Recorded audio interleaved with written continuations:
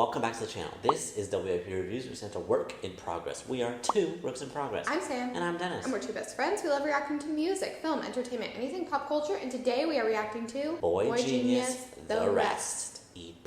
I'm gonna be honest here. I maybe have heard one boygenius song. Yeah, I don't think I've ever heard one. I think one, because my sister really likes boygenius. I know Phoebe Bridgers is in it. Yeah, that's what I know.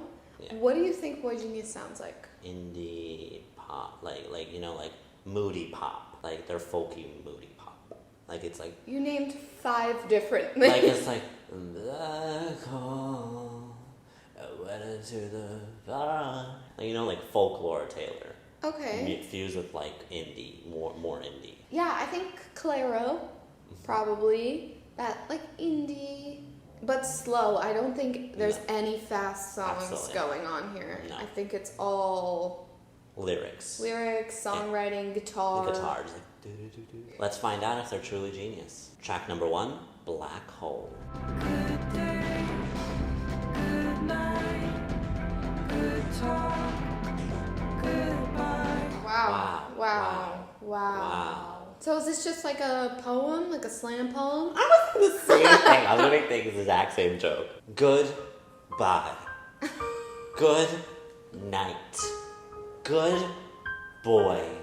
Safe flight.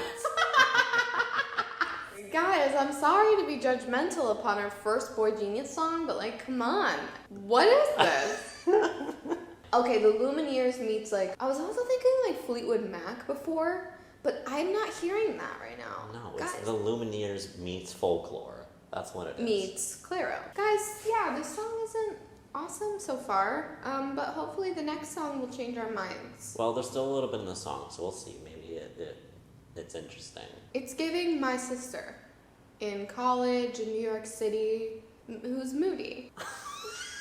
What? There's no judging here. She's a 19-year-old girl who's in the city in the fall. That's kind of the vibes I'm getting here. She is moody, like angsty teen. I need to hear your voice. That really shocked me to my core, guys. I don't know. Yeah, I didn't love that. I think that's a very specific style of, sometimes songs feel like a brain dump, like you're just kind of just saying whatever you're thinking. And then other times people express that not in long sentences and things. They just express that in like 2-word phrases. And like, they express themselves in a different way. And that's how I felt that this was like a brain dump, but expressed in like a slam poetry-esque way. Which for, I think, us is not our style. But I also know that people do really enjoy this kind of music. Track number 2, Afraid of Heights. Yes. When the black water aches out like a sugar cube in a teacup. This one's a lot better. So much better. It's really pretty. I like it. I like the metaphors. I like the lyrics so much more than the other. And I like their harmonies together. They're really pretty. So I guess like it is giving a little bit of Fleetwood Mac, those two. Yeah, I like the storytelling. It's a very clear memory. And we love memories in songs. And it's really plainly, clearly, but very beautifully described. Not like overbearingly metaphorical or not like really simplistic to a point where it's like just boring. There's like a nice mix of like, here's what happened, here's this pretty metaphor, here's some harmonies. That's really beautiful. You called me a crybaby, but you're the one who got teary. I can see why their fans like them because it almost feels like such a vulnerable... They sing so vulnerably, I think is the way that I'd like to describe them. As they sing honestly, with honest lyrics, and it almost makes you feel invited into their song, which I think is really beautiful. And those harmonies though, the melody and the 2-part harmony, honestly guys, gorgeous. Loved it. Yeah, I really liked all of the lyrics actually. I think it was really... Sometimes I think in songs like these you can kind of get confused about the story, but here it was so clear. And, even when it jumps from like, okay, here's this metaphor, and then they go back to like the main story, then again a metaphor, then go back to story, and you can have touch points throughout the song to know where they're at. Like when she's talking about, you call me a crybaby, but you were teary-eyed, basically talking about how like when they broke up, like you're the one crying. and I was the crybaby, and I don't know, it was like it feels like a very honest and not hateful, a very just like as it, like what happened and here it is. I don't think there's any structure to this song. I love that. I don't think that does not happen in modern music. It's a very underrated way of writing, but also it's, like you said, very hard to do. So the fact that they did it here and still made it sound cohesive, I think was good. Track number 3, Voyager. There are days spent tangled up together. This song is pretty too. I Yeah. think I'm just so distracted because her voice is so pretty. Oh my, I was thinking the exact same thing. Really? Whoever's singing this. I think it's Phoebe Bridgers. Okay, Phoebe Bridgers. Beautiful. The texture, the whisper. Like, I think when she's quiet, she does whisper, but it's not as much breath. It sounds more clear, and I do like that. It's really bright sounding, even though it's so whispery. And I think that's a really difficult thing to do.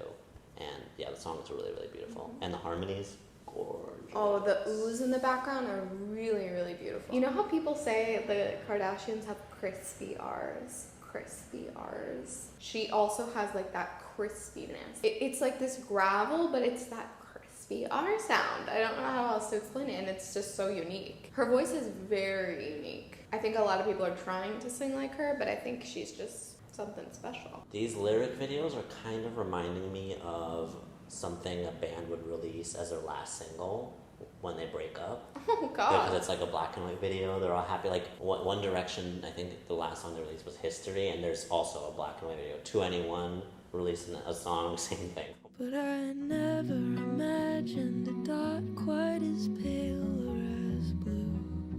It's a really beautiful song. I think some musicians and artists create texture in their songs with lots of instruments, lots of layering, but I like the way that it's always fairly simple in their song, but their harmonies are just so beautiful that it's almost like you don't miss those other things. They fill the sound so beautifully that you don't really need anything else. Yeah, I'm not looking for any of that groovy, funky bass that I love so much, or some drum to keep the song steady. I kind of like how it almost feels messy. Like it feels like it's alive, and she's just like, well, the whole band is just like, let's just sing together. Track number 4, the final track, Or Powers. am I simply neither of the unit versus failed experiments? I like the idea of the song. That's it. All of them, I think, are brain dumps. Like, they're just kind of writing. But this one feels the most like whoever wrote it, or if they wrote it all together, just like played some chords, and then the other person just read off the lyrics and just kind of fit where they wanted to sing it. And maybe that's why it's creating this like a little bit of like an awkward, like a lot of the words don't really sound like they fit there musically. Like it's almost like it's awkwardly placed, and they're just like, oh, this is the end of the line, this is where you stop the sentence, wait until the next one, and then start singing again. And I think that gives that feeling what you were describing, like just 3 friends sitting and writing some songs and singing. And you shouldn't go into this album, this EP, thinking that this is going to be like some varied, beautiful, like a lot of different instruments, a lot of different sounds. Like I think you kind of listen to it to have that feeling of you're sitting with your friends and you're just hearing their story.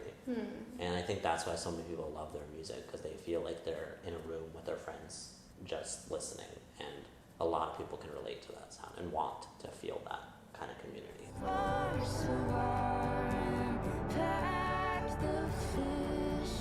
The harmonies again were pretty. It wasn't my favorite, but I'm sure it's someone else's cup of tea.